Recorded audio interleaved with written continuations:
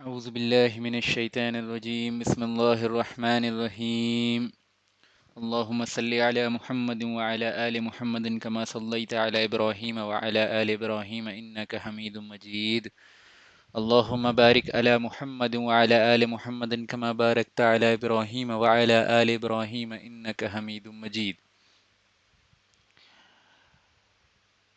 بسم الله الرحمن الرحيم رب اشرح لي صدري ويسر لي أمري واحلل عقدة من لساني يفقهوا قولي.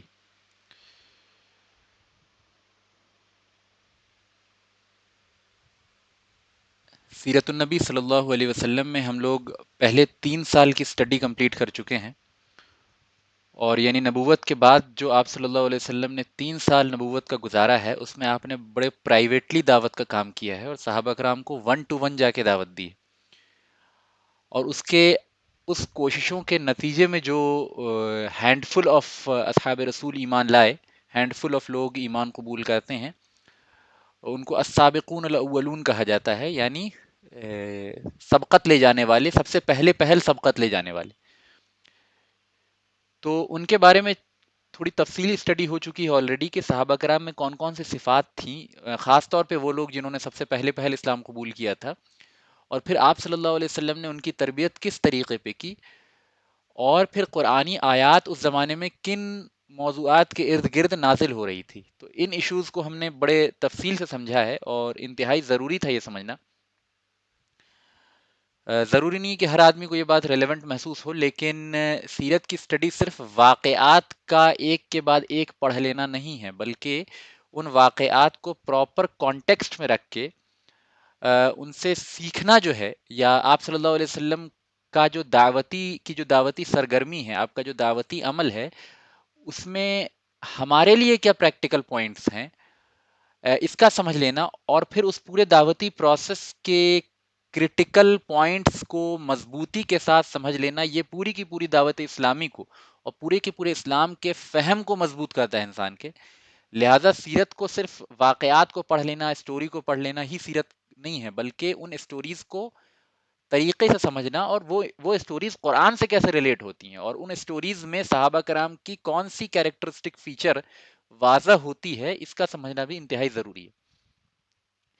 تو ہم نے شروع سے ہی وہی اپروچ رکھا ہے، یعنی جب ہم دور جاہلیت کی اسٹڈی بھی کر رہے تھے، یعنی تقریباً میں سمجھتا ہوں کہ آپ صلی اللہ علیہ وسلم کی نبوت سے پہل یعنی آپ کو جب نبوت ملی ہے، تو وہ ہم نے 27ویں لیکچر میں کور کیا. تو پہلے 26 لیکچر جو ہیں وہ نبوت سے پہلے کے ہیں، اور اس میں سے پہلے 12 لیکچر جو ہیں وہ آپ صلی اللہ علیہ وسلم کی پیدائش سے پہلے کے ہیں، یعنی lecture number 3 to lecture number 12 جو ہیں وہ آپ صلی اللہ علیہ وسلم کی پیدائش سے پہلے دور جاہلیت کو، عرب کی پوری سوسائٹی کو، اور بالعموم دنیا کے معاملات کو اس زمانے میں سمجھنے کے لیے ہیں.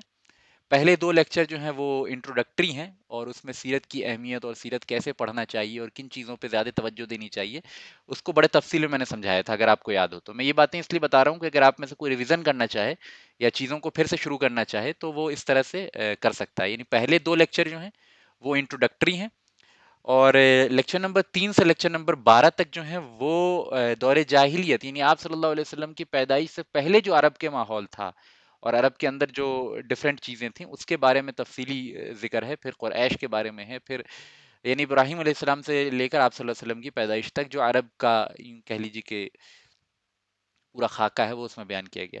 لیکچر نمبر 13 ٹو 26 جو ہے وہ آپ صلی اللہ علیہ وسلم کی پیدائش سے لے کے آپ کی نبوت تک کے امپورٹنٹ واقعات کو جو ہے اس میں کور کیے گئے. 27 آن ورڈز جو ہیں آپ صلی اللہ علیہ وسلم کی نبوت کے بعد کے واقعات کو کور کیا ہے، اور اس میں خاص طور پہ میں نے یعنی 27 کے بعد میں نے اس بات پہ زیادہ توجہ دی ہے کہ جو بھی وحی آپ صلی اللہ علیہ وسلم کے اوپر نازل ہو رہی ہے، یا جس بھی پروسیس سے دعوت اسلامی گزر رہی ہے، اس کی پوری پورا خاکہ آپ کے ذہن میں ہو، ایک تو فیکچولی بھی، اور دوسرا یہ کہ اس سے اسلام کے اندر جو پرائرٹی والی چیزیں ہیں، اہم چیزیں ہیں، کانسیپچولی جو امپورٹنٹ چیزیں ہیں، وہ بھی آپ کو اچھے طریقے سے سمجھ میں آ جائے. تو اس لیے بھی سیرت کو اس انداز سے پڑھنا بھی انتہائی ضروری ہے. ٹھیک ہے، تو اب واپس سے ہم تھوڑے واقعات کی طرف آ رہے ہیں، جس میں ہم پہلے واقعات کو پڑھیں گے، پھر اس سے ریلیٹڈ چند امپورٹنٹ باتیں جو ہے وہ میں بریفلی بتانے کی کوشش کروں گا.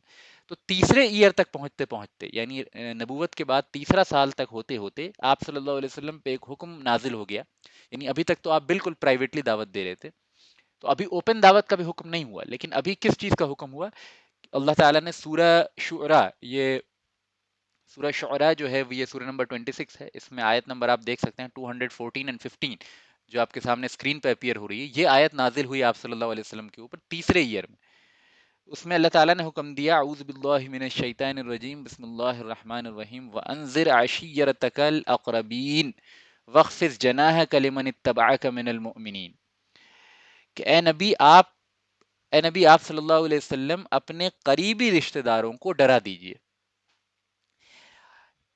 دوسری آیت کیا نازل ہوئی؟ وخفض جناحک، آپ اپنے بازوؤں کو، اپنے وجود کو جھکا لیجئے. خفض کہتے ہیں پست کرنا، جھکا لینا. ٹھیک ہے، اسی لیے زیر جو ہوتا ہے نا عربی میں اس کو خفض بھی کہتے ہیں، خفض. ٹھیک ہے، تو خفض کہتے ہیں اپنے آپ کو جھکا لینا یا اپنے بازوؤں کو دبا لینا. یہ ایک سائن آف ہیوملٹی ہوتی ہے، لینگویج میں اس کو استعمال کیا جاتا ہے. وَخْفِضْ جَنَاحَكَ لِمَنِ اتَّبَعَكَ مِنَ الْمُؤْمِنِينَ، اور مومنوں میں سے جو آپ کی اتباع کرے، یعنی جو لوگ ایمان کو قبول کر لیں نبی صلی اللہ علیہ وسلم آپ ان کے لیے انتہائی نرم ہو جائیے، ہے نا، اپنے بازوؤں کو ان کے لیے بچھا دیجیے. تو یہ دو حکم آپ صلی اللہ علیہ وسلم کے اوپر نازل ہوا. اس میں اس حکم میں ایک اہم پہلو ہے جو ہم دیکھتے ہیں کہ وَانذِر، کہ اے نبی ڈرا دیجیے. ہم دیکھتے ہیں کہ دعوت اسلامی کی ابتدائی دور میں یعنی ڈرانے کا پہلو جو ہے بشارت کے پہلو سے زیادہ واضح ہے، زیادہ اس پہ سٹرس دیا اللہ تعالیٰ نے. بعد میں بشارتیں بھی نازل ہوئی ہیں، جنت اور اس کے بیانات بھی بہت ہوئے ہیں، لیکن جب بھی دعوت کا ذکر کیا گیا، جب بھی تبلیغ کا ذکر کیا گیا، وہاں بشارت کا ذکر نہیں کیا گیا بلکہ ڈرانے کا ذکر کیا گیا. اس پہ علماء نے کئی پوائنٹس لکھے ہیں اور مفسرین نے اور جو سیرت نگار نے، ان میں سے ایک اہم پوائنٹ یہ ہے کہ ہمیشہ یاد رکھیے کہ ضرر سے بچانا، نقصان سے بچانا جو ہے یہ فوقیت رکھتا ہے. This is more prior than getting benefit. For example آپ کو 1 لاکھ روپے کا کہیں بینیفٹ ہونے والا ہوگا اور دوسری طرف آپ کو اپنے بچے کی جان بچانی ہوگی یا اپنے گھر کو جلنے سے بچانا ہوگا، تو آپ کے نزدیک کون سی چیز زیادہ پرائر ہوگی؟ بینیفٹ کا حصول ہمیشہ سیکنڈری ہوتا ہے. نقصان کو دفاع کرنا، نقصان سے اپنے آپ کو بچا لینا، یہ سب سے بڑی پرائرٹی ہوتی ہے. لہذا جہنم کے عذاب سے بچ جانا یہ اصل میں سب سے بڑی پرائرٹی ہے. اور چونکہ یہ سب سے بڑی پرائرٹی ہے، لہذا نقصان سے بچانا دعوت میں اور تبلیغ میں زیادہ بڑی پرائرٹی ہے. یعنی لوگوں کو اس بات سے محفوظ کیا جائے، بچایا جائے کہ وہ جہنم کی آگ میں نہ چلے جائیں، اللہ کے عذاب میں مبتلا نہ ہو جائیں. لہٰذا جب بھی ہم دیکھتے ہیں ابتدائی دور میں جہاں بھی دعوت کی بات ہوئی ہے، چاہے وہ سورہ مدثر کے اندر ہم دیکھتے ہیں، ٹھیک ہے، چاہے اس سے پہلے کی دوسری آیتوں کے اندر دیکھتے ہیں، چاہے یہاں ہم دیکھ رہے ہیں، دعوت کو ہمیشہ انذار، ڈرانے سے تعبیر کیا گیا ہے. حالانکہ ہم جانتے ہیں کہ اسلام میں دعوت کا اصول صرف ڈرانا نہیں ہے بلکہ بشارت دینا بھی ہے، لوگوں کے لیے آسانی پیدا کرنا بھی ہے، لوگوں کو خوشخبری دینا بھی جو ہے دعوت کا پہلو اور انتہائی اہم پہلو ہے. اس کے باوجود ابتدائی دور میں ہم دیکھتے ہیں کہ دعوت میں خوشخبری کے پہلو کو زیادہ واضح نہیں کیا گیا بلکہ انذار سے تعبیر کیا گیا دعوت کو. اس سے سمجھ میں آتا ہے کہ ضرر سے بچانا، نقصان سے بچانا، جہنم سے بچانا، خسارے سے بچانا یہ فوقیت رکھتا ہے. ٹھیک ہے، یہ زیادہ بڑی ضرورت ہے، یہ زیادہ بڑی اہمیت ہے. اور ظاہر سی بات ہے یہ سب سے بڑا ڈرائیونگ فورس بھی ہے. میں میرے اپنی ذات کے حد تک جانتا ہوں کہ عذاب سے بچنا جتنا زیادہ مجھے کوئی چیز کسی چیز کے لیے موٹیویٹ کر سکتا ہے، اتنا زیادہ ثواب کا حصول نہیں کر سکتا. کیونکہ ظاہر سی بات ہے نا یار، عذاب کی تاب تو کسی کے اندر نہیں ہے نا. ثواب کا حصول تو تب ہے نا جب انسان سیف ہو جائے، اور سیف ہی نہیں ہو رہا ہے تو پھر تو سب سے پہلی اہمیت کیا ہے کہ وہ انسان اپنے آپ کو سیفٹی تک پہنچائے. لہٰذا انذار جو ہے وہ انتہائی ضروری ہے، اسپیشلی ایسی سوسائٹی میں جو سوسائٹی انتہا درجے کی گمراہی اور شرک اور کفر میں ڈوبی پڑی ہو. اس میں انذار کا پہلو، ڈرانے کا پہلو زیادہ واضح ہونا چاہیے، زیادہ اہم ہے نا. تو اسی لیے انذار سے تعبیر کیا گیا. اور کس کے بارے میں حکم دیا گیا کہ وَأَنذِرْ عَشِيَّتَكَ الْأَقْرَبِينَ، اے نبی صلی اللہ علیہ وسلم آپ اپنے قریبی کلان، اپنے قریبی رشتہ داروں کو جو ہے ڈرا دیجئے. کس چیز سے ڈرا دیجئے؟ یہ بات بالکل واضح تھی آپ صلی اللہ علیہ وسلم کے اوپر، کیونکہ قرآن مجید نے اس چیز کو بالکل کیٹیگوریکلی بیان کر دیا تھا کہ وَالْعَصْرِ إِنَّ الْإِنسَانَ لَفِي خُسْرٍ، کہ قسم ہے زمانے کی، تمام انسان بالعموم خسارے میں ہیں. اور پھر ایکسیپشن بیان یہ کیا الا الذین آمنوا وعملوا الصالحات، کہ سوائے ان لوگوں کے جو نیک اعمال، ایمان لاتے ہیں اور نیک اعمال کرتے ہیں. گویا کہ انسانیت ایک عظیم خسارے کی طرف بڑھ رہی ہے اگر وہ ایمان اور عمل صالح کے پیٹرن کو، منہج کو اختیار نہیں کرے. لہٰذا یہ خطرہ جو انسانیت کے سامنے ہے، یہ جہنم جو انسانیت کے سامنے ہے، جو ایٹرنل ڈوم انسانیت کے سامنے ہے، اس سے بچانے کے لیے جو ایکسیپشن ہے وہ ہے ایمان، اس سے بچانے کے لیے جو ایکسیپشن ہے وہ ہے عمل صالح. ٹھیک ہے، تو تو اسی لیے اس پہلو کو زیادہ واضح کیا گیا. وَأَنذِرْ عَشِيرَتَكَ الْأَقْرَبِينَ. اے نبی صلی اللہ علیہ وسلم اپنے رشتہ داروں کو عذاب جہنم سے ڈرا دیجئے، بچا لیجئے. ٹھیک ہے، لہٰذا تبلیغ میں جو حکم دیا گیا آپ صلی اللہ علیہ وسلم کو، پہلے تو پرائیویٹلی، دوسری جب آپ پرائیویٹ سے ٹورڈز پبلک جب موومنٹ ہو رہا ہے دعوت کا، ناٹ کمپلیٹلی پبلک، بٹ اس میں کمپلیٹ پبلک دعوت سے پہلے آپ صلی اللہ علیہ وسلم کا ایک انٹرمیڈیٹ اسٹیج آیا، جس میں آپ صلی اللہ علیہ وسلم کو رشتہ داروں کو، اپنے قریبی لوگوں کو دعوت و تبلیغ کا حکم دیا گیا. اور یہ بالکل فطری، یہ لاجیکل آرڈر ہے، کیونکہ انسان اگر کسی نقصان کے بارے میں واقف ہو جائے، آپ کو کسی نقصان کا پتہ چل جائے کہ فلاں مقام پہ کوئی نقصان ہے، تو انسان جس سے جتنی زیادہ محبت کرے گا، جتنا زیادہ اس کو قلبی تعلق ہوگا، جتنا زیادہ قرب اس کو حاصل ہوگا، اس کو اتنا زیادہ بچانے کی کوشش کرے گا. جیسے ہم قرآن مجید میں پڑھتے ہیں مختلف مقامات پہ کہ عربی ابھی اس وقت مجھے یاد نہیں آ رہی، تو میں پڑھوں گا تو ممکن ہے کہ غلط ہو جائے، لیکن میں آپ کو مفہوم بتا رہا ہوں اس آیت کا، کہ جب جہنم واضح ہو جائے گی اور میدان محشر میں اللہ تعالیٰ کی عدالت قائم ہو جائے گی، تو انسان جو ہے وہ اپنے بھائی سے، اپنے ماں باپ سے، اپنی بیوی سے اور اپنے بچے سے دور بھاگے گا. اور یہی آرڈر اللہ تعالیٰ نے بیان کیا. تو مفسرین نے اس آرڈر کی وجہ بیان کی کہ انسان پہ سب سے پہلے جب کوئی پریشانی آتی ہے تو پہل اگر اس کو، یعنی اس کے لیے ممکن نہیں ہوتا، تو سب سے پہلے اپنے بھائی کا ساتھ چھوڑتا ہے، یعنی آفٹر ادر لوگ، دوست اور دوسرے جو جان پہچان کے لوگ، ان کے بعد رشتہ داروں میں سب سے پہلے جو ہے اپنے بھائی کا ساتھ چھوڑتا ہے. اس کے بعد ساتھ چھوڑتا ہے کس کا؟ اپنے ماں باپ کا. اور اس کے بعد بھی مشکل بڑھتی چلی جاتی ہے تو انسان اپنی بیوی کا ساتھ بھی چھوڑ دیتا ہے. اور اخیر تک انسان جو اپنے بچے کی حفاظت کے لیے لڑتا رہتا ہے. اسی لیے بچے کا آرڈر سب سے آخر میں اللہ تعالیٰ نے بیان کیا کہ اس دن جو ہے بچے کو بھی انسان بھول جائے گا. لہٰذا انسان، کوئی بھی انسان جو ذی عقل ہے، ایک نارمل انسان ہے، کسی یعنی پاگل انسان کی بات نہیں کر رہا ہوں میں، ایک نارمل انسان سب سے زیادہ حفاظت جو ہے وہ اپنے بچے کی کرتا ہے. ٹھیک ہے، بالکل فطری بات ہے. جتنا آپ کے والدین نے آپ کی حفاظت کی ہوگی، آپ ان کی حفاظت نہیں کر سکتے اتنی. پھر آپ جتنی اپنے بچوں کی حفاظت کریں گے، اتنی آپ کے بچے آپ کی حفاظت نہیں کریں گے، پھر وہ اپنے بچوں کی کریں گے زیادہ. تو یہ بالکل فطری آرڈر ہے. تو انسان سب سے اخیر تک اپنے بچے کے لیے فائٹ کرتا ہے، اپنے بچے کی حفاظت کے لیے لگا رہتا ہے. لیکن جہنم کی ہولناکی جب ظاہر ہوگی تو بچے کو بھی انسان بھول جائے گا، بلکہ بچے کو فدیتن دینے کی اللہ کے سامنے وہ گزارش کرے گا کہ اللہ میرے بدلے میرے بچے کو جہنم میں ڈال دے. تو یہ ہولناکی اور یہ خوفناک منظر ہوگا. تو پتہ یہ چلا کہ انسان جو ہے وہ مشقت و پریشانی کے بارے میں جب اسے معلوم چلتا ہے تو سب سے پہلے ان لوگوں کو بچانے کی کوشش کرتا ہے. ٹھیک ہے، تو یہ بالکل فطری بات ہے، اور یہ انسان کی نیچرل انکلینیشن کے اکارڈنگ ہے کہ پہلے اپنے رشتہ داروں، اگر کسی چیز کو لے کے انسان سیریس نہیں ہوگا نا، وہ اپنے دوستوں سے ڈسکس کرے گا، پوری دنیا سے ڈسکس کرے گا، اپنی فیملی سے نہیں کرے گا. لیکن جس معاملے کو لے کے، جس نقصان کو لے کے، جس بیماری کو لے کے آپ سیریس ہو جائیں، مثال کے طور پہ کووڈ پھیل گیا بہت زبردست، اگر آپ اس معاملے کو لے کے سیریس ہیں تو سب سے زیادہ آپ کی کوشش ہوگی کہ آپ اپنے بچوں کو اس سے محفوظ رکھیں، ہے نا؟ کیوں؟ کیونکہ آپ اس کی ریالٹی پر یقین رکھتے ہیں. تو جس چیز کے خطرناک ہونے کی ریالٹی کا یقین ہو، سب سے پہلے انسان بچے کو بچاتا ہے، اور اس کے بعد پھر اپنے قریبی رشتہ دار، ان آرڈر. تو یہی حکم آپ صلی اللہ علیہ وسلم کو دیا گیا کہ اے نبی صلی اللہ علیہ وسلم اپنے قریبی رشتہ داروں کو اس عذاب سے ڈرا دیجئے. اب اس کے برعکس آپ دیکھیں ایسے لوگوں کا اپروچ جو پوری دنیا میں دعوت و تبلیغ کرتے ہیں، کوشش کرتے ہیں، اور اپنے بچوں اور اپنی بیوی سے بالکل ان کو کوئی ہوش نہیں رہتا کہ بچوں میں بھی تربیت کا کام کریں، بچوں کو بھی قرآن کی تعلیم دیں، بچوں کو بھی جنت و جہنم کا یہ بتائیں، بچوں پہ بھی جو ہے محنت کریں، بچوں پہ وقت لگائیں، بیوی پہ وقت لگائیں. دینی تربیت کے معاملے کی بات کر رہا ہوں. تو اس کا مطلب کیا ہے کہ کہیں نہ کہیں پرائرٹی جو ہے ان کی وہ مس پلیسڈ ہے. دوسری چیز، کہیں نہ کہیں اس یقین اور اس اللہ کے عذاب کا جو پختہ یقین ہونا چاہیے اس میں کمی ہے. کیونکہ اگر تو اس کا یقین ہو جائے گا تو سب سے پہلے انسان جو اپنے گھر والوں پہ کوشش کرے گا. تو یہ ایک یعنی ایک ضمناً بات تھی جو میں نے آپ کو بتا دی. وَانذِرْ عَشِيرَتَكَ الْأَقْرَبِينَ، اے نبی صلی اللہ علیہ وسلم اپنے قریبی رشتہ داروں کو ڈرا دیجئے. وَخْفِضْ جَنَاحَكَ لِمَنِ اتَّبَعَكَ مِنَ الْمُؤْمِنِينَ، اور اپنے بازوؤں کو نرم کر دیجئے ان مؤمنین کے لیے جو آپ کی اتباع کریں، جو ایمان کو قبول کر لیں. یہ جب آپ صلی اللہ علیہ وسلم کے اوپر جب اس آیت کا نزول ہوا تو آپ نے یہ پلان کیا کہ بنو ہاشم جو آپ کا قبیلہ تھا، دیکھیے ایک تو قبیلہ، گریٹر قبیلہ جو ہے وہ قریش ہے. قریش از اے کانگریگیشن آف مینی مینی قبائل. لیکچر نمبر 7 اگر آپ کو یاد ہو، جس میں ہم نے قریش کے تعلق سے پوری تفصیلی بات کی تھی کہ قریش کون تھے، کہاں سے آئے، ان کا اوریجن کیا تھا. تو اگر جو لوگ انٹرسٹڈ ہوں وہاں جا کے ریفر کر سکتے ہیں، اس کی ریکارڈنگ جو ہے چینل پہ اویلیبل ہے. تو قریش تو ایک گریٹر کانگریگیشن آف مینی قبائل تھا، ہے نا؟ بٹ اس میں ایک سب ٹرائب تھا، اس میں ایک قبیلہ تھا بنو ہاشم. اور بنو ہاشم کون تھے اس کے بارے میں بھی میرے خیال میں تقریباً لیکچر نمبر 10 میں بھی میں نے تفصیلی طور پہ بتایا کہ بنو ہاشم کون تھے. یہ آپ صلی اللہ علیہ وسلم کا قبیلہ تھا اور ان کی نسبت ہاشم کی طرف تھی جو آپ صلی اللہ علیہ وسلم کے پردادے تھے. ٹھیک ہے، یعنی آپ کے دادا کے ابا.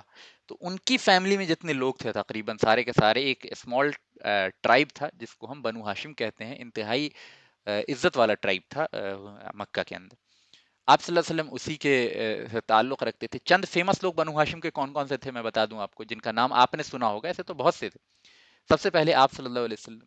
دوسرے نمبر پہ سب سے فیمس صحابہ میں حضرت علی بنو ہاشم سے ہیں، حضرت حمزہ بنو ہاشم سے ہیں، حضرت عباس اور عبداللہ ابن عباس دونوں بنو ہاشم سے ہیں، جعفر رضی اللہ عنہ بنو ہاشم سے ہیں، حالانکہ حضرت زید بنو ہاشم سے نہیں ہے لیکن کاؤنٹ کیے جاتے تھے اسی میں. تو حضرت زید کو بھی بنو ہاشم کی طرف جو ہے وہ نسبت ہے. پھر اور بھی یعنی ابو طالب، حالانکہ انہوں نے اسلام قبول نہیں کیا لیکن اسلام میں کی بڑی مدد کی، وہ بنو ہاشم سے. ابو لہب بنو ہاشم سے. ٹھیک ہے، تو اس طرح سے یہ فیمس حضرات ہیں جو بنو ہاشم سے جن کا تعلق، اور بھی بہت سارے لوگ. ٹھیک.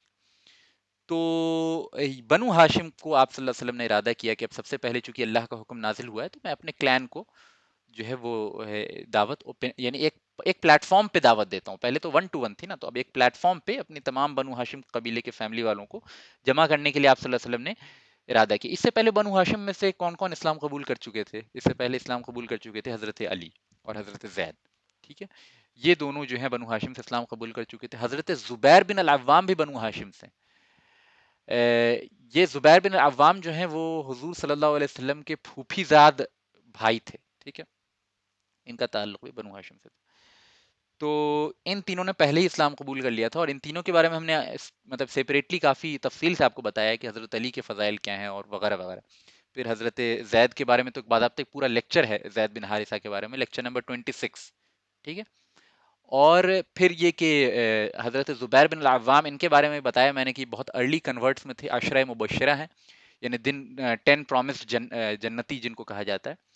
اور یعنی ان کے تعلق سے ایک بات اور مشہور ہے، جیسا کہ میں نے سعید بن مسیب کے حوالے سے بتایا تھا کہ زبیر بن العوام was the first person to unsheath his sword for the protection of رسول اللہ صلی اللہ علیہ وسلم، کہ آپ صلی اللہ علیہ وسلم کی حفاظت کے لیے سب سے پہل جو ہے ہتھیار اٹھانے والے زبیر بن العوام ہیں مکہ کے اندر ہی، اور یہ واقعہ پہلے گزر چکا ہے. تو یہ حضرات پہلے ہی اسلام قبول کر چکے تھے بنو ہاشم میں سے. تو آپ صلی اللہ علیہ وسلم نے ان سے مشورہ کیا، اور خاص طور پہ ان میں یعنی حضرت علی، چونکہ حالانکہ اس وقت عمر حضرت علی کی 13 سال تھی، صحیح ترین روایت کے مطابق 13 سال تھی حضرت علی کی عمر، لیکن ذہانت میں، عقل مندی میں، بزرگی میں، اور یعنی ایک ہوتا ہے نا کہ بعض بچے جو ہیں وہ بہت زیادہ سمجھدار ہوتے ہیں، اپنی عمر سے زیادہ میچور ہوتے ہیں. تو حضرت علی کی خاصیت یہ تھی کہ وہ اپنی عمر سے کہیں زیادہ میچور ہوتے. تو آپ صلی اللہ علیہ وسلم کا ایک اپروچ ہمیں یہاں دیکھنے کو ملتا ہے کہ آپ نے علی رضی اللہ عنہ سے بھی مشورہ کیا، حالانکہ آپ صلی اللہ علیہ وسلم کی خود عمر 43 تھی. تو یہاں پہ ایک اور چیز سمجھ میں آتی کہ لیڈرشپ اسکل میں سے ایک اہم پوائنٹ یہ بھی ہے کہ اگر کوئی برائٹ یوتھ ہے، میں ان یوتھس کی بات نہیں کر رہا، ان نوجوانوں کی بات نہیں کر رہا جو جلد باز ہوتے ہیں، جو کم علم ہوتے ہیں، جو جوشیلے ہوتے ہیں بے وجہ کے، لیکن جو صاحب عقل نوجوان ہوتے ہیں، چاہے وہ عمر میں کم ہی کیوں نہ ہو، ان سے مشورہ لینا چاہیے. اور ہمارے ہاں ایک بڑا ایک مطلب یعنی کہ انڈو پاک میں یہ کلچر ہے کہ اگر کوئی برائٹ نوجوان بھی ہے، عقل مند نوجوان بھی ہے، دیندار نوجوان بھی ہے، سمجھدار نوجوان بھی ہے، دنیا کے معاملات کو بھی سمجھتا ہے، اس کو بھی بہت انڈر اسٹیمیٹ کیا جاتا ہے. تو جو قوم اس طرح سے ہمیشہ اپنے یوتھ کو بالکل ہی انڈر اسٹیمیٹ کرے گی، وہ ظاہر ہے کہ وہ مطلب اس میں سے لیڈرز پیدا نہیں ہوں گے اس قوم میں سے. تو یہ انتہائی ضروری کہ آپ صلی اللہ علیہ وسلم کے اپروچ ہم دیکھتے ہیں کہ 13 سال کے علی سے بھی آپ ایڈوائس لے رہے ہیں، کیونکہ آپ نے ان کے اندر ایک برائٹنس اور ایک ذہانت اور علمی سمجھ اور میچورٹی کو دیکھا. پھر اس کا ہرگز یہ مطلب نہیں کہ بچے اپنے آپ کو جو ہے بہت قابل سمجھو اور بڑوں سے انڈیپینڈنٹ سمجھے، جیسا کہ عام طور پہ آج کل ٹین ایجر ہوتے ہیں، میجورٹی آف ٹین ایجر، کہ وہ یعنی وہ نف کہ وہ دینی بیک گراؤنڈ سے بھی ہوں، دینی سمجھ بھی رکھتے ہوں، تو ان کو لگتا ہے کہ ان کے بڑے سارے بیوقوف ہیں. ایسا بھی نہیں ہے، یعنی انسان کو چند چیزیں عمر کے ساتھ ہی سمجھ میں آتی ہیں.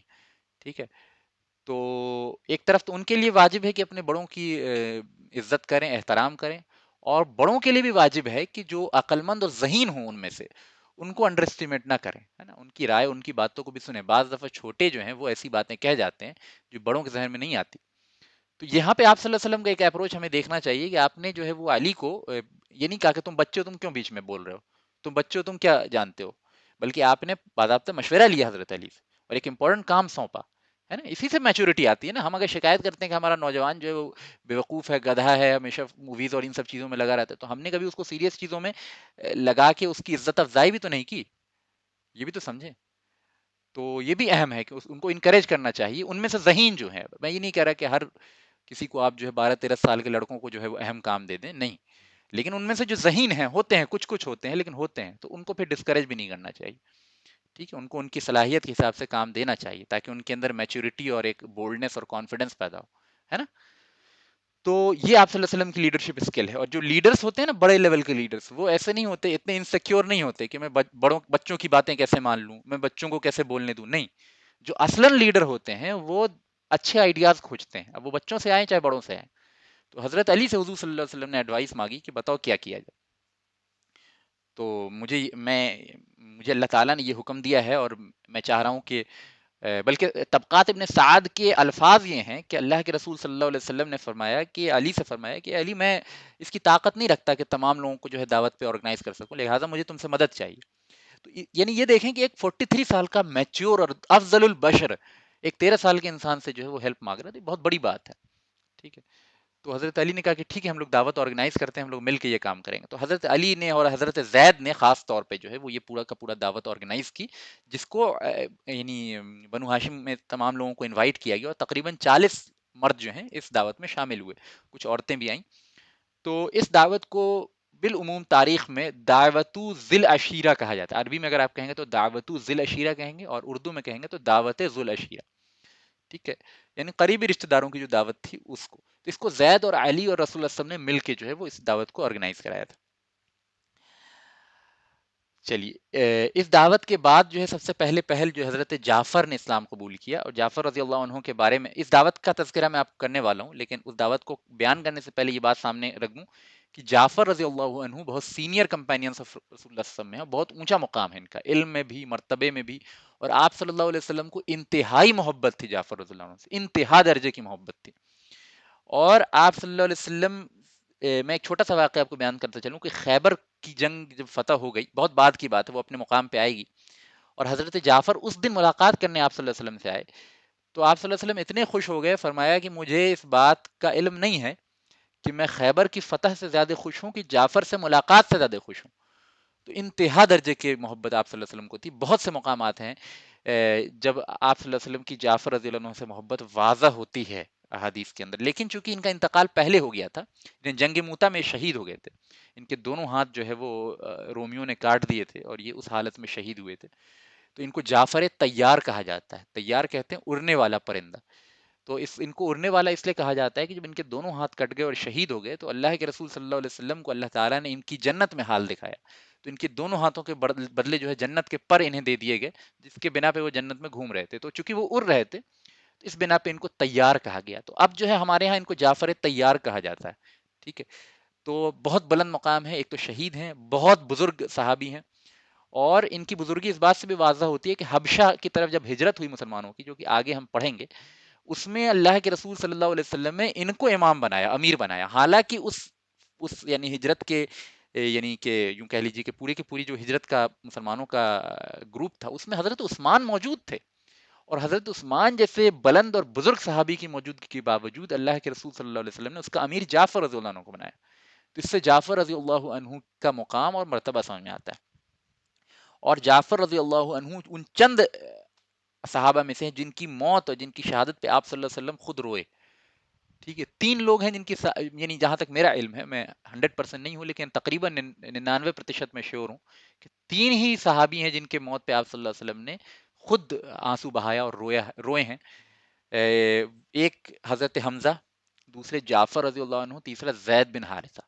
ٹھیک ہے، یہ 3. تو ان تینوں کا مقام مرتبہ آپ کو سمجھ میں آ جاتا ہے. تو چلیے آگے چلتے ہیں، اس دعوت کے تعلق سے چند اور اہم باتیں جو ہے وہ سمجھتے ہیں. ابھی تک جتنی باتیں ہوئی میں سمجھتا ہوں کہ آپ لوگوں کو سمجھ میں آ رہی ہوں گی، کوئی دقت وغیرہ تو نہیں ہو رہی ہوگی. چلیے آگے چلتے ہیں. تو علی رضی اللہ عنہ سے ڈسکس کرنے کے بعد آپ صلی اللہ علیہ وسلم نے یہ دعوت آرگنائز کی، فیسٹ جو ہے، میل جو ہے آرگنائز کی. اس میل کے آرگنائز ہونے سے پہلے، اس دعوت کے آرگنائز ہونے سے پہلے ایک بات سمجھ لیجیے آپ صلی اللہ علیہ وسلم کے چچاؤں کے بارے میں. 4 مشہور چچا آپ صلی اللہ علیہ وسلم کے اس وقت ہیں. ایسے تو بہت سارے چچا تھے آپ کے، لیکن جو مشہور ہیں، جن کا بہت سگنیفیکنٹ امپیکٹ ہے سیرت کے اوپر، وہ 4 ہیں. اور ان کا نام میں آپ سے کہوں گا کہ آپ یاد کر لیں، بالکل جن کو یاد نہیں ہے، جن کو یاد ہے وہ تو یعنی بہت مشہور ہے، تو جن کو یاد ہے تو پھر یاد ہے، بہت اچھی بات۔ ان چار کون کون ہیں؟ ابو طالب، عباس، حمزہ اور ابو لہب، یہ چار چچا، ٹھیک ہے۔ ان میں سے ابو طالب اور ابو لہب کو اسلام کی سعادت نصیب نہیں ہوئی، یعنی یہ لوگ اسلام نہیں قبول کیے اور کفر کی حالت میں مرے۔ اس میں سے ابو طالب وہ ہیں جنہوں نے جو کفر کی حالت میں مرے تو صحیح، لیکن انہوں نے پوری زندگی آپ صلی اللہ علیہ وسلم کی بہت زیادہ مدد کی، اور سب سے زیادہ مدد کی جب تک زندہ رہے، ٹھیک ہے۔ لہٰذا ابو طالب کا نام despite the fact that he died upon کفر، ہے نا، ہم ان کا نام عزت سے لیتے ہیں کیونکہ آپ صلی اللہ علیہ وسلم کو ان سے محبت تھی اور آپ صلی اللہ علیہ وسلم کی بہت زیادہ مدد کی ابو طالب۔ دوسرا شخص جو تھا وہ ابو لہب تھا، انتہا درجہ کے بدماش، اور آپ صلی اللہ علیہ وسلم کا بہت بڑا دشمن تھا، اور چچا ہونے کے باوجود اس نے اپنی دشمنی میں کوئی کسر نہیں چھوڑی۔ تو ہم اس کا یعنی یعنی نیکسٹ جو لیکچر ہوگا اس میں اس کی کارستانی کو پڑھیں گے۔ یہ بھی کفر پہ مرا اور انتہائی گندی موت مرا۔ یہ دو چچا ہیں جن کو اسلام کی سعادت نصیب ہوئی، ان میں سے نام عباس اور حمزہ، ٹھیک ہے۔ ان میں بھی سب سے بلند مقام حمزہ کے ہیں، حمزہ کا مقام زیادہ بلند ہے، یہ احد میں شہید ہوئے، انتہا درجے کے بہادر، انتہا درجے کے بہادر انسان، اور ان کی بہادری کی کوئی مثال، کوئی ثانی نہیں، یعنی پوری آپ سیرت اٹھا کے پڑھ لیں، حمزہ سے بہادر کوئی آپ کو نہیں ملے گا پوری سیرت میں، یعنی آپ یعنی اس بات کو دعوے سے کہا جا سکتا ہے کہ حمزہ رضی اللہ عنہ سے زیادہ بہادر اصحاب رسول میں کوئی نہیں تھا، انتہا درجے کے بہترین فائٹر، اور زبردست ان کی ان کی تعریف میں جتنے قصیدے کہے جائے کم ہیں، اور فارسی وغیرہ میں تو آپ یعنی مجھے معلوم نہیں تھا، لیکن کچھ لوگوں نے بتایا کہ فارسی میں حضرت حمزہ کی بہادری کے اوپر جو ہے وہ 35 جلدوں میں کتابیں ہیں، ٹھیک ہے۔ مجھے اس کا علم نہیں ہے، لیکن مجھے ایک اسکالر نے بتایا جو فارسی کے بڑے ماہر ہیں، اور انہوں نے حضرت حمزہ رضی اللہ عنہ کے اوپر جو اشعار اور ان کی بہادری اور ان کے واقعات کے اوپر 35 جلدوں میں کتابیں موجود ہیں، تو آپ اندازہ لگا لیں ان کی بہادری اور ان کی بلند مقامی کا۔ پھر عباس رضی اللہ عنہ، یہ انتہا درجے کے سمجھدار قسم کے آدمی تھے، لیکن تھوڑا ایک وہ یعنی حضرت حمزہ کے لیول تک نہیں پہنچے تھے، بہادر یہ بھی تھے۔ ابو طالب کے بارے میں تو بار بار آپ سیرت میں پڑھتے رہیں گے، اور ابو لہب کے بارے میں نے تھوڑا سا بتا دیا، اور نیکسٹ لیکچر میں انشاءاللہ بتاؤں گا۔ لیکن ان چاروں نے اس وقت تک دعوت ذی العشیرہ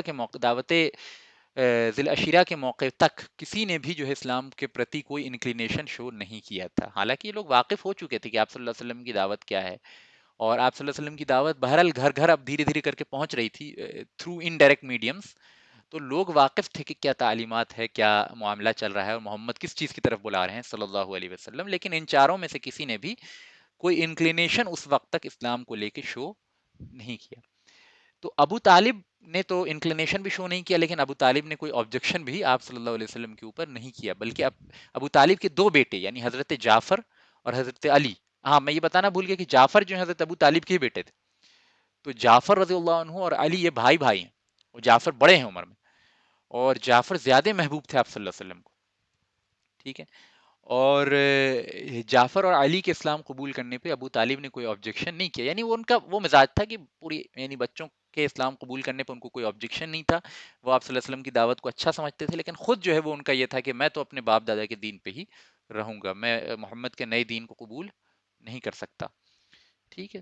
دوسری طرف عباس ہیں، عباس رضی اللہ عنہ اللہ کے رسول صلی اللہ علیہ وسلم کی حقانیت اور آپ صلی اللہ علیہ وسلم کی دعوت کی صداقت کے قائل تھے، لیکن مصلحتاً بعض مصلحت کی وجہ سے اس طریقے پہ یعنی آگے بڑھ کے جو ہے قبول کرنے کی ہمت نہیں رکھتے تھے اس وقت، تھوڑا سا ہیزیٹنٹ بھی تھے، لیکن آپ صلی اللہ علیہ وسلم کو لے کے ان کی سمپیتھی بہت زیادہ تھی، تو عباس رضی اللہ عنہ میسج سے بھی کنونس تھے، آپ صلی اللہ علیہ وسلم کی صداقت سے بھی کنونس تھے، لیکن قبول نہیں کر رہے تھے، ٹھیک ہے۔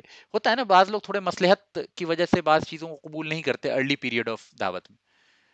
تیسری حمزہ رضی اللہ عنہ اس زمانے تک میں آپ کو یعنی آگے کی فضیلتیں تو میں نے بتا دی، لیکن اس وقت حضرت حمزہ کا معاملہ یہ تھا کہ حضرت حمزہ خود میں مست رہنے والے آدمی تھے، ان کی یعنی چونکہ یہ بالکل شکاری قسم کے آدمی تھے، تو ان کا شوق یہی تھا کہ بس یہ شکار وکار پہ نکل جایا کرتے تھے، اور جانوروں سے لڑائی کرتے تھے، کشتی کرتے تھے، اور شیر وغیرہ کا شکار ان کا اپنا ایک رائل شوق تھا، تو جب نہ تب جو ہے شیر کا شکار کر کے اس کو کندھے پہ لاد کے مکہ لاتے تھے، اور یہ ان کو بہادری میں بڑا وہ یعنی رسوخ حاصل تھا، تلوار بازی اور تیر اندازی وغیرہ میں بہت ماہر تھے، تو ان کو زیادہ مطلب نہیں تھا کہ کون کیا دعوت دے رہا ہے اور کیا کائنات کی حقیقت کیا ہے اور اللہ کون ہے اور کیا ہے، نہ ان کو اپنے بتوں سے زیادہ مطلب تھا، ان کو بس اپنے شوق میں یہ شراب پیتے تھے، زندگی کو میں مست رہنے والے لوگ ہوتے ہیں نا کچھ جن کو کوئی مطلب نہیں ہوتا، یہ اس ٹائپ کے تھے۔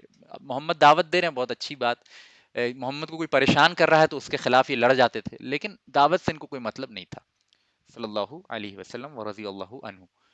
تو یہ اس قسم کے تھے، ان کو زیادہ کچھ یہ نہیں تھا. ابو لہب جو ہے شروع سے ہی مخالفت پہ تھا آپ صلی اللہ علیہ وسلم کو، وہ کہتا تھا کہ اس پہ شیطان آ گیا ہے اور اس کا دماغ خراب ہو گیا، اور شروع سے ہی جو ہے وہ مخالفت پہ تھا. تو یہ چار چچاؤں کی حالت تھی دعوت ذی العشیرہ سے پہلے. اب ہم اس دعوت کے بارے میں تھوڑی سی چیزیں پڑھتے ہیں انشاءاللہ. تو 40 لوگ تقریباً جو ہے وہ اس دعوت میں شامل ہوئے. علی رضی اللہ عنہ اور زید رضی اللہ عنہ نے اس دعوت کی پریپریشن کا کام کیا. علی رضی اللہ عنہ خود نیریٹ کرتے ہیں، طبقات ابن سعد میں یہ واقعہ موجود ہے جو سیرت کے ارلیسٹ سورسز میں سے، 3 ارلیسٹ اور اہم ترین سورس جو ہے سیرت کا، جو جیسا کہ میں نے سیکنڈ لیکچر میں اپنے بیان کیا ہے. کون کون ہے؟ سیرت ابن اسحاق، سیرت ابن ہشام اور سیرت طبقات ابن سعد. یہ 3 جو ہیں وہ کتابیں ہیں سیرت کے ارلیسٹ سورسز اور سب سے بڑے سورسز میں سے. تو اس میں یہ واقعہ موجود ہے جس میں حضرت علی ہی روایت کرتے ہیں کہ اللہ کے رسول صلی اللہ علیہ وسلم نے جب دعوت کے لیے لوگوں کو بلایا اور جب سب لوگ آ گئے تو آپ صلی اللہ علیہ وسلم نے مجھے حکم دیا کہ کھانا اب لے آؤ. جب میں کھانا لے کے آ گیا تو آپ صلی اللہ علیہ وسلم نے گوشت میں سے ایک ٹکڑا اٹھایا اور اس میں سے کھایا تھوڑا سا، اور پھر واپس اس گوشت کو جو ہے اس یعنی دیگ میں، اس برتن میں رکھ دیا، اور پھر کہا کہ اللہ کے نام پہ اس کھانے کو لے جاؤ. لہٰذا حضرت علی فرماتے ہیں کہ میں اس کھانے کو لے گیا اور لوگوں کو سرو کرنے لگا. خود فرماتے ہیں کہ اللہ کی قسم اس پیالے میں اتنا ہی گوشت تھا کہ جتنا ایک آدمی بھر پیٹ کھا سکتا تھا، لیکن 40 لوگوں نے اسے بھر پیٹ کھایا، اور تب بھی وہ گوشت ایز اٹ از معجزاتی طور پہ آپ صلی اللہ علیہ وسلم کے برکت کے نتیجے میں ایز اٹ از رہا. ٹھیک ہے. اور خود فرماتے ہیں کہ میں اس گوشت کے برتن میں کوئی تبدیلی محسوس نہیں کی، ایکسپٹ یہ کہ لوگوں کے ہاتھ لگانے سے وہ گوشت تتر بتر ہو گیا، ادھر ادھر ہو گیا، لیکن اس میں کوئی کمی واقع نہیں ہوئی. اور کہتے ہیں اللہ کی قسم وہ گوشت اتنا ہی تھا جتنا ایک انسان پیٹ بھر کے کھا سکتا تھا، لیکن اس کے باوجود جو ہے وہ 40 لوگوں نے پیٹ بھر کے کھائے. یہ آپ صلی اللہ علیہ وسلم کے معجزے میں سے ایک معجزہ تھا. پھر آپ صلی اللہ علیہ وسلم نے حضرت علی کو حکم دیا کہ لے کے آؤ، دودھ لے کے آؤ پینے کے لیے لوگوں کے. تو دودھ لے کے آئے، تو پھر آپ صلی اللہ علیہ وسلم نے وہ دودھ جو ہے بانٹا لوگوں میں. اور حضرت علی فرماتے ہیں کہ ایک شخص کے پینے لائق تھا، اگر ایک شخص پیٹ بھر کے پینا چاہتا تو وہ دودھ ختم ہو جاتا، لیکن آپ صلی اللہ علیہ وسلم کے برکت کے نتیجے میں معاملہ یہ ہوا کہ 40 لوگوں نے بھر پیٹ پیا اور پھر بھی دودھ ایز اٹ از رہا. اس قسم کے کئی معجزات جو ہیں وہ آپ کو سیرت میں مختلف مقامات پہ دیکھنے کو ملیں گے. تو یہ آپ صلی اللہ علیہ وسلم کے لیے اللہ کے حکم سے ممکن تھا. اللہ تعالیٰ جس چیز میں بڑھوتری کرنا چاہے بڑھا سکتا ہے، جس چیز کو کم کرنا چاہے کم کر سکتا ہے. اب کھانے کے کھانے سے کھانا کم ہوگا، یہ بھی اللہ کا بنایا ہوا قانون. تو کھانے کے کھانے سے کھانا کم نہیں ہوگا، یہ بھی اللہ جس وقت چاہے اس قانون کو نافذ کر سکتا ہے. تو یہ معجزات جو ہیں وہ اللہ کے لیے کوئی مشکل امر نہیں ہے. ٹھیک ہے، چلیے آگے چلتے ہیں. تو یہ جب معاملہ ہو گیا تو آپ صلی اللہ علیہ وسلم نے جب لوگوں نے کھا لیا تو جیسے ہی آپ صلی اللہ علیہ وسلم تقریر کے لیے اور دعوت کے لیے اٹھے، ابو لہب نے انٹرپٹ کیا اور کہا کہ بدنام کرنے کے لیے آپ صلی اللہ علیہ وسلم کو یہ کہا کہ تمہارے جو ہوسٹ ہیں، میزبان ہیں، اس نے جو ہے ہم سب پہ کوئی جادو کر دیا، اس وجہ سے کھانا ختم نہیں ہو رہا. لہٰذا جب ابو لہب نے اس طرح کی باتیں کرنی شروع کی، چچا ہونے کے باوجود اپنے بھتیجے کے بارے میں اس طرح کی باتیں کرنی جب شروع کی، تو لوگ جو ہیں وہ ابو لہب کی طرف متوجہ ہو گئے اور آپ صلی اللہ علیہ وسلم کی بات پوری نہیں ہو پائی اور لوگ اٹھ کے چلے گئے. تو اس طرح سے ابو لہب نے پہلی میٹنگ کو جو ہے وہ انٹرپٹ کر دیا اور آپ صلی اللہ علیہ وسلم اپنی بات نہیں کر پائے. دوسرے دن آپ صلی اللہ علیہ وسلم نے پھر وہی انتظام کیا اور سارے معاملات اسی طریقے سے ہوئے جیسے پچھلے واقعے میں ہوئے تھے، لیکن اس بار آپ صلی اللہ علیہ وسلم تیار تھے. تو ابو لہب کے کھڑے ہونے سے پہلے ہی آپ صلی اللہ علیہ وسلم جو ہیں وہ لوگوں کے سامنے کھڑے ہو گئے اور آپ نے ایک چھوٹی سی تقریر کی. تو وہ تقریر میں آپ کے سامنے دیکھیے اسکرین پر ریڈ میں اپیئر ہو رہی ہے، تو وہ میں چاہتا ہوں کہ آپ کے سامنے پڑھ کے سنا دوں، اور اس تقریر سے پھر ہمیں یہ بات سمجھنے میں مدد ملے گی کہ آپ صلی اللہ علیہ وسلم نے کس بات کی طرف دعوت دی اور کس بات پہ اسٹریس دیا. تو آپ صلی اللہ علیہ وسلم کھڑے ہوئے تو آپ نے کہا کہ اے عبد المطلب کی اولادیں. اب بنو ہاشم کون تھے؟ زیادہ تر اس میں عبد المطلب کی اولاد تھے، کیونکہ ہاشم جو ہیں وہ در حقیقت عبد المطلب کے والد تھے. تو آپ صلی اللہ علیہ وسلم نے کہا اے بنو عبد المطلب، اے عبد المطلب کی اولادیں، میں تمہارے پاس ایک ایسے پیغام کے ساتھ آیا ہوں جس جیسا پیغام تم میں سے پہلے کسی عرب نے نہیں سنا، اور کوئی عرب تمہارے پاس جو ہے اس طریقے کے پیغام کے ساتھ نہیں آیا، اور میں تمہارے پاس دنیا اور آخرت کی خیر لے کے آیا ہوں. لہٰذا اللہ نے مجھے اس بات کا حکم فرمایا ہے کہ میں تم سب کو اللہ کی طرف بلاؤں. تو لہٰذا تم میں سے جو شخص بھی میری مدد کرے گا اور جو میری اطاعت کرے گا وہ میرے بعد میرا ولی ہوگا اور تمہارے معاملات کو سنبھالنے والا ہوگا. ٹھیک ہے. تو اس کے بعد آپ صلی اللہ علیہ وسلم نے کہا کہ کون ہے تم میں سے جو میرے اس کام میں، میرے اس پیغام کو پہنچانے میں، میری اس دعوت میں مددگار ہو. تو یہاں دو باتیں سمجھ میں آتی ہے، ایک یہ کہ آپ صلی اللہ علیہ وسلم نے اسلام کے پیغام کو وہاں بیان نہیں کیا، بلکہ اسلام کے پیغام کو پھیلانے میں جس مدد کی ضرورت تھی اس کو وہاں واضح کیا۔ تو اس سے ایک اور بات سمجھ میں آئی کہ بنو ہاشم آلریڈی آپ صلی اللہ علیہ وسلم کے میسج سے واقف ہو چکے تھے، کیونکہ آپ 1 to 1 جا کے تو دعوت دیتے ہی تھے نا، اور پھر سیکنڈری ذرائع سے بھی لوگوں کو جو ہے آپ صلی اللہ علیہ وسلم کی دعوت کی بنیادی نکات معلوم ہو چکے تھے، لہٰذا اس موقع پہ آپ صلی اللہ علیہ وسلم نے rather than saying the basics of توحید، rather than calling people and making them understand the principles of توحید، اس وقت آپ صلی اللہ علیہ وسلم نے نصرت ڈیمانڈ کی ان سے، ٹھیک ہے۔ تو ایک بات، دوسری بات یہ سمجھ میں آتی ہے کہ آپ صلی اللہ علیہ وسلم نے وہاں پہ ایک بات واضح کی کہ اگر تم میں سے کوئی، یعنی بنو ہاشم میں سے کوئی میری اطاعت اور اتباع کر لیتا ہے اس وقت، تو بعد میں میرے جانے کے بعد، دنیا سے میرے چلے جانے کے بعد، بنو ہاشم کے معاملات میں وہی سردار ہوگا۔ آپ صلی اللہ علیہ وسلم نے یہاں یہ نہیں کہا کہ تمام امت کا وہ سردار ہوگا، بلکہ تمہارے معاملات میں، کیونکہ یہ دعوت بالخصوص جو ہے بنو ہاشم کے لیے تھی، لہٰذا یہاں پہ جو لوگ قبول کر لیتے ہیں میری دعوت کو، وہ میرے بعد بنو ہاشم کے سردار ہو جائیں گے، میرے بعد بنو ہاشم کے معاملات کو اللہ کے حکم سے وہی دیکھ بھال کریں گے، کیونکہ یہاں ایکسکلوسیو آپ کے ایڈریسی جو تھے وہ بنو ہاشم تھے، تو ایڈریسی کے حساب سے باتیں کی جاتی ہیں۔ تو بہرحال یہ معاملہ ہوا، جب آپ صلی اللہ علیہ وسلم نے یہ تقریر فرمائی تو کسی نے کوئی جواب نہیں دیا، تو پوری مجلس میں سناٹا چھایا رہا۔ 3 لوگ آلریڈی تھے اس مجلس میں جنہوں نے اسلام قبول کر لیا تھا، ایک جعفر، ایک زید، 4 تھے بلکہ، جعفر، زید، زبیر بن العوام اور علی رضی اللہ عنہ۔ اور یہ لوگ جانتے تھے کہ یہ دعوت جو ہے ان چاروں کو ایڈریس نہیں کر رہی، یہ کال جو ہے ان چاروں کو ایڈریس نہیں کر رہا، بلکہ پوری مجلس کو میں دوسرے لوگ جو ہیں ان کی طرف یہ ڈائریکٹڈ ہے، روح سخن جو ہے باقی بنو ہاشم کی طرف۔ لیکن جب مجلس میں سناٹا چھا گیا اور کسی نے آپ صلی اللہ علیہ وسلم کی بات کا ریسپانس نہیں دیا، تو حضرت علی کی غیرت جو ہے وہ ان کو خاموش نہیں رہنے دی، ان کو یہ بات پسند نہیں آئی کہ آپ صلی اللہ علیہ وسلم نے اتنی خوبصورت بات کہی اور کوئی جو ہے آپ کو رسپونڈ نہیں کر رہا۔ تو حضرت علی جو 13 سال کے تھے کھڑے ہو گئے کہ اے اللہ کے رسول صلی اللہ علیہ وسلم، میں ہوں جو آپ کا ساتھ دوں گا اور میں ہر موقع پہ آپ کی حفاظت کروں گا۔ اور دوسری روایت میں آیا ہے کہ اللہ کے رسول، اگرچہ میری ٹانگیں ابھی پتلی ہیں، میرے بازو کمزور ہیں، لیکن میں اللہ کے رسول اپنے آخر وقت تک جو ہے وہ آپ کا ساتھ دوں گا۔ تو یہ موقع تھا جب آپ صلی اللہ علیہ وسلم نے حضرت علی کی بات سنی تو آپ انتہائی خوش ہو گئے اور علی کو پاس بلایا اور کہا کہ یہ ہے میرا بھائی علی، جس نے جو ہے میری مدد کا وعدہ کیا ہے اور جو میرے اس کام میں میرا سپورٹر ہوگا، اور میرے بعد تمہارے معاملات کا والی ہوگا، تمہارے معاملات کو دیکھنے والا ہوگا، لہٰذا میرے بعد تم اس کی اتباع کرو۔ یہاں پہ ایک بات سمجھنی ضروری ہے کہ یہ ایڈریس آپ صلی اللہ علیہ وسلم نے پوری امت سے نہیں کیا ہے، بلکہ بنو ہاشم سے کیا تھا۔ اور بالکل صحیح بات ہے کہ بنو ہاشم میں اللہ کے رسول صلی اللہ علیہ وسلم کے بعد حضرت علی ہی وہ شخص ہیں جن کی اتباع اور اطاعت کی جائے گی بنو ہاشم میں، اور یہ ہمیشہ سے رہا ہے۔ یہاں پہ کسی خلافت کا اعلان آپ صلی اللہ علیہ وسلم نے نہیں کیا، کیونکہ یہ بنو ہاشم کی ایکسکلوسیو میٹنگ تھی، گھریلو معاملہ تھا۔ تو اللہ کے رسول صلی اللہ علیہ وسلم نے فرمایا کہ میرے بعد ولی جو ہوگا بنو ہاشم کا وہ علی ہوں گے۔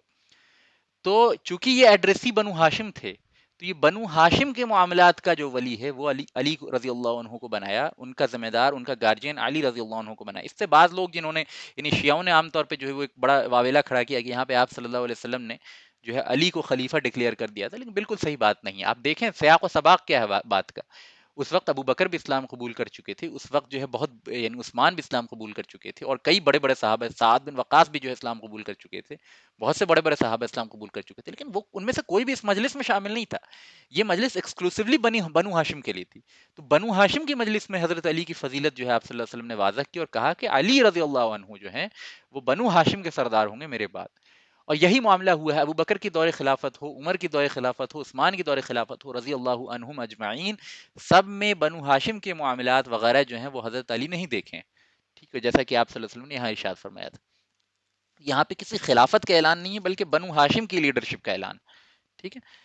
تو یہ بات جو ہے اللہ کے رسول صلی اللہ علیہ وسلم نے کہی، تو لوگ جو ہیں وہ آپ صلی اللہ علیہ وسلم کی بات، چونکہ عرب کا ماحول آپ جانتے ہیں کیسا تھا کہ وہاں جو ہے ہائرارکی بہت زیادہ فالو کی جاتی تھی، تو لوگ ہنسنے لگے کہ یہ چھوٹا بچہ جو اس کی ہم اطاعت کریں، اس کی اتباع کریں تمہارے جانے بعد۔ اور لوگ جو ہے وہ مذاق اڑاتے ہوئے ابو طالب جو کہ علی کے باپ تھے ان کو یہ کہنے لگے، اے ابو طالب، محمد کے جانے کے بعد تمہیں اپنے بیٹے کی اطاعت کرنی ہوگی، یہ محمد تمہیں کہہ رہے ہیں صلی اللہ علیہ وسلم۔ لہٰذا یہ بات جو ہے وہ بنو ہاشم کے اکثر لوگوں نے جو ہے اس بات کو مذاق میں لے لیا اور وہ اٹھ کے چلے گئے۔ اب بنو ہاشم میں اس دعوت کے بعد، اب میں اپنی بات کو تقریباً سمیٹنے لگا ہوں اور بس آخر مقام پہ پہنچ رہی ہے بات۔ کہ بنو ہاشم میں اس دعوت کے بعد کن لوگوں نے اسلام قبول کیا ہے؟ تو مردوں میں تو بہت کم لوگوں نے اسلام قبول کیا، لیکن صفیہ رضی اللہ عنہا جو کہ رسول اللہ صلی اللہ علیہ وسلم کی پھوپھی تھیں، انہوں نے اسلام قبول کیا۔ یہ کون ہے؟ زبیر بن العوام، جنہوں نے پہلے ہی اسلام قبول کر لیا تھا، ان کی والدہ ہے۔ تو صفیہ رضی اللہ عنہ جو حضور کی پھوپھی ہیں، انہوں نے اس دعوت کے بعد جو ہے وہ اسلام قبول کر لیا۔ حضرت عباس نے خود تو اسلام نہیں قبول کیا، لیکن ان کی وائف ام الفضل جو ہے وہ انہوں نے اسلام قبول کر لیا، اور ام الفضل بہت فضیلت والی عورت ہیں، اور ان کا بہت حدیث میں ان کا بہت بڑا مقام آیا ہے۔ یہ عباس رضی اللہ عنہ کی وائف ہیں، اور انہوں نے صفیہ سے پہلے اسلام قبول کیا، لہٰذا بی بی خدیجہ کے بعد سیکنڈ پہ سب سے پہلے جو ہے اسلام قبول کرنے والی عورتوں میں ام الفضل کا نام ہے۔ اور ام الفضل جلد ہی جا کے جو ہے اپنی 3 اور بہنوں کو، یعنی عباس رضی اللہ عنہ کی سالیاں جن کو کہہ لیجیے، ہمارے ہاں جن کو کہا جائے، اور ام الفضل کی 3 بہنوں کو آپ صلی اللہ علیہ وسلم کے پاس لے آئیں، جن کا نام تھا سلمہ، اسما اور میمونہ، سلمہ اور اسما۔ ان تینوں نے بھی ام الفضل کی دعوت پہ رسول اللہ صلی اللہ علیہ وسلم کے ہاتھ پہ اسلام قبول کر لیا۔ اس میں 2 نام آپ کے سامنے اسکرین پہ اپیئر ہو رہے ہیں، سلمہ اور اسما، یہ دونوں جو ہیں ام الفضل یعنی حضرت عباس کی وائف کی بہن ہیں، یعنی عباس رضی اللہ عنہ کی سالی ہوئی۔ ان میں سے سلمہ رضی اللہ عنہ جو تھیں، یہ حضرت حمزہ کی وائف تھیں، یعنی حضرت حمزہ نے تو قبول نہیں کیا، وہ اپنے کاموں میں مست، لیکن ان کی وائف نے اس دعوت کے بعد جو ہے وہ اسلام قبول کر لیا تھا۔ پھر اس کے بعد حضرت اسما رضی اللہ عنہا، یہ بڑی بہت بلند مقام صحابیات ہیں، ان کا ذکر آگے آئے گا، اور ان کو وہ فضیلت حاصل ہے جو شاید ہی کسی صحابیات کو حاصل ہو امہات المؤمنین کے بعد۔ کیا فضیلت حاصل ہے کہ اسما اس وقت جو ہے حضرت جعفر کی بیوی تھی، جعفر پہلے اسلام قبول کر چکے تھے، انہوں نے اس وقت ابھی جلد ہی شادی ہوئی تھی، یعنی اس دعوت ذی العشیرہ سے کچھ وقت پہلے ہی جو ہے جعفر رضی اللہ عنہ سے حضرت اسما رضی اللہ عنہا کی شادی ہوئی تھی۔ تو ان کو وہ فضیلت حاصل ہے کہ پہلے یہ حضرت جعفر کی وائف رہیں، حضرت جعفر کے انتقال کے بعد سیدنا ابو بکر صدیق رضی اللہ عنہ نے اسما بنت امیس سے شادی کر لی، ان کا پورا نام اسما بنت امیس تھا، لہٰذا یہ ابو بکر کی زوجیت میں بھی چلی گئیں، اور ابو بکر کے انتقال کے بعد علی رضی اللہ عنہ نے ان سے شادی کر لی۔ تو پتہ ہی چلا کہ 3 جلیل القدر صحابی رسول صلی اللہ علیہ وسلم کی وائف رہنے کا ان کو بہت اونچا مقام حاصل ہے، ٹھیک ہے۔ تینوں مطلب جید صحابہ، یعنی اپنے آپ میں تعریف کے محتاج نہیں ہیں، جعفر رضی اللہ عنہ تعریف کے محتاج نہیں ہے، ابو بکر صدیق تعریف کے محتاج نہیں ہے، علی رضی اللہ عنہ تعریف کے محتاج نہیں، ان تینوں کی وائف ہونے کا شرف جو ہے اللہ تعالیٰ نے ان کو بخشا۔ یہ بھی اس دعوت ذی العشیرہ کے بعد ام الفضل کی دعوت پہ اسلام قبول کر لیتی ہیں، ٹھیک ہے۔ اب ہم یعنی اور جن لوگوں نے اسلام قبول کیا ان میں سے ایک ام ایمن ہے۔ ام ایمن کون ہے؟ یاد کیجئے، یہ رسول اللہ صلی اللہ علیہ وسلم کی وائف کی باندی تھیں، اور یہ وہی تھی جب رسول اللہ صلی اللہ علیہ وسلم کی ماں یعنی آمنہ کا انتقال ہو گیا تھا ابوا کے مقام پہ راستے میں، تو یہی رسول اللہ صلی اللہ علیہ وسلم کو لے کے آئی تھی، اور انہوں نے سب سے پہل دودھ پلایا تھا آپ صلی اللہ علیہ وسلم کو، اور عبد المطلب انہی کو اجرت دیا کرتے تھے، پیسے دیا کرتے تھے رسول اللہ علیہ وسلم کو دودھ پلانے کے لیے شروع کے دور میں، لہٰذا اس اعتبار سے رضائی ماں ہوئیں رسول اللہ علیہ وسلم کی ام ایمن، انہوں نے بھی اس دعوت کے بعد جو ہے اسلام قبول کر لیا۔ اور ان کی فضیلت جو ہے آپ صلی اللہ علیہ وسلم کے الفاظ سے اس طرح سے واضح ہوتی ہیں کہ آپ صلی اللہ علیہ وسلم فرمایا کرتے تھے کہ تم میں سے کوئی شخص اگر یہ چاہتا ہے کہ جنت کی عورت سے نکاح کرے تو اس کو چاہیے کہ ام ایمن سے نکاح کر لے۔ دھیان سے سنیے، آپ صلی اللہ علیہ وسلم نے کیا فرمایا کہ تم میں سے کوئی اگر یہ چاہتا ہے کہ جنت کی عورت سے نکاح کرے تو اس کو چاہیے کہ ام ایمن سے نکاح کرے۔ اور یہ ام ایمن بڑی عمر کی تھیں، زیادہ یعنی جوان نہیں تھی، کافی ان کی عمر بڑھ چکی تھی۔ اس کے باوجود حضرت زید نے جب آپ صلی اللہ علیہ وسلم کا یہ قول سنا تو ان کے اندر جو ہے وہ اشتیاق اور شوق پیدا ہوا، اور یعنی اتنی بڑی، ان سے کافی بڑی تھی عمر میں، اس کے باوجود حضرت زید نے جو ہے ام ایمن سے نکاح کر لیا۔ اس سے بھی حضرت زید بن حارثہ کی فضیلت جو ہے واضح ہوتی ہے، اور آپ صلی اللہ علیہ وسلم کا دیکھیے کس طرح سے رشتہ کنیکٹڈ ہے زید سے، آپ دیکھ رہے ہیں کہ نہیں، کہ ایک طرف یعنی رضائی ماں ام ایمن ہے، اور پھر زید نے جو ہے ان سے نکاح کیا، تو اس اعتبار سے زید کافی ٹائٹلی نٹ ہیں آپ صلی اللہ علیہ وسلم کے ساتھ بہت سارے رشتوں سے، اور پھر آپ کی جو فطری محبت زید کے ساتھ تھی وہ تو بالکل واضح ہے، پہلے بیان ہو چکا ہے اس کا، ٹھیک ہے۔ تو اس طرح سے زید رضی اللہ عنہ کی شادی جو ہے وہ ام ایمن سے ہوئی، اور یہ بات پہلے بھی آ چکی ہے جب ہم نے ام ایمن کا بیان کیا تھا بالکل شروع میں، آمنہ حضرت آمنہ کے کانٹیکسٹ میں۔ اور پھر زید نے جب ام ایمن سے نکاح کر لیا تو زید کے گھر میں ایک بیٹا پیدا ہوئی جن کا نام تھا اسامہ بن زید، اور ان کی بڑی فضیلت ہے، حضور صلی اللہ علیہ وسلم کے کا آخری لشکر جو آپ نے بھیجا ہے شام کی طرف، اس میں امیر جو بنایا ہے انہی کو بنایا ہے، اسامہ بن زید، یہ حضرت زید بن حارثہ کے بیٹے ہیں، اور ان کا تذکرہ بالکل اخیر میں آئے گا، سیرت کے اخیر چیپٹرز میں انشاءاللہ ان کے بارے میں ہم بیان کریں گے۔ تو یہ پیدا ہوئے تھے زید کے گھر میں آفٹر میرینگ وتھ ام ایمن۔ تو یہ ایفیکٹ تھا اس دعوت ذی العشیرہ کا. اس دعوت کے بعد جو ہے ان حضرات نے خصوصاً دیکھتے ہیں آپ کی عورتوں نے جو ہے وہ اس دعوت کے بعد اسلام قبول کر لیا آپ صلی اللہ علیہ وسلم کی ہاتھ پہ. اور مردوں پہ بہت زیادہ اس دعوت کا جو ہے یوں کہہ لیجیے کہ جس کو ہم دنیاوی اعتبار سے امپیکٹ کہتے ہیں وہ نہیں ہوا. لیکن اللہ تعالیٰ بہتر جانتا ہے کہ کس بات کا کب اثر ڈالنا ہے. تو لہٰذا یہ کوشش تھی آپ صلی اللہ علیہ وسلم کی آپ نے کی اور اس کے نتیجے میں یہ اثرات جو ہیں وہ ظاہر ہوئے. تو میں انشاءاللہ یہیں پہ اپنی بات کو جو ہے ختم کرتا ہوں. دعوت جو آج کا ٹاپک تھا دعوت ذی العشیرہ وہ آج کمپلیٹ ہو گئی اور آپ صلی اللہ علیہ وسلم کی فیملی پلیٹ فارم پہ ایک دعوت کا جو حکم اللہ تعالیٰ نے دیا تھا وہ آپ نے پورا کیا. اب جو آپ صلی اللہ علیہ وسلم پہ حکم نازل ہونے والا ہے وہ حکم نازل ہونے والا بالکل پبلکلی اوپنلی لوگوں کو اسلام کی طرف بلانے کا. اور یہ انشاءاللہ ہم نیکسٹ لیکچر میں سنیں گے. ایک چھوٹی سی بات جلدی سے جلدی اناؤنس کرتا چلوں کہ نیکسٹ ٹائم سے فرائیڈے کو 10 بجے لیکچر ہوا کرے گا جیسا کہ رمضان سے پہلے ہوا کرتا تھا. یعنی آپ یاد رکھ لیجیے کہ ابھی ہم سنڈے کو 3 بجے کر رہے ہیں تو یہ سنڈے کو 3 بجے نہ ہو کے فرائیڈے کو رات میں 10 بجے ہوا کرے گا جیسا کہ رمضان سے پہلے ہوا کرتا ہے. غور سے سنیں خود بھی سنیں دوسروں کو بھی کنوے کریں کہ فرائیڈے کو 10 بجے رات میں جیسے پروگرام ہوتا تھا ویسے ہی اب انشاءاللہ تعالی نیکسٹ فرائیڈے سے لیکچر ہوگا. آپ لوگ خود بھی اس میں جڑیں لوگوں کو بھی جوڑیں. لوگوں کی تعداد کم ہونے کی وجہ سے جو ہے وہ آپ اور ہم بھی جو ہے وہ یعنی اگر لوگوں کی تعداد بڑھے گی تو ہمارے اجر و ثواب میں بھی اضافہ ہوگا. تو خود بھی جڑیں. اب بہت انٹرسٹنگ واقعات آگے آنے والے ہیں تو اپنی فیملی ممبرس کو اپنے دوستوں کو اس سے کنیکٹ کرنے کی کوشش کریں. اللہ تعالیٰ سے دعا ہے کہ اللہ تعالیٰ اس کوشش کو قبول فرمائے اور جو خطا جو غلطی ہو گئی اس کو معاف فرمائے. نیکسٹ لیکچر پہ ہم آپ صلی اللہ علیہ وسلم کی اوپن دعوت کے بارے میں اسٹڈی کریں گے فرائیڈے 10 PM پہ. وآخر الدعوانا وان الحمد للہ رب العالمین.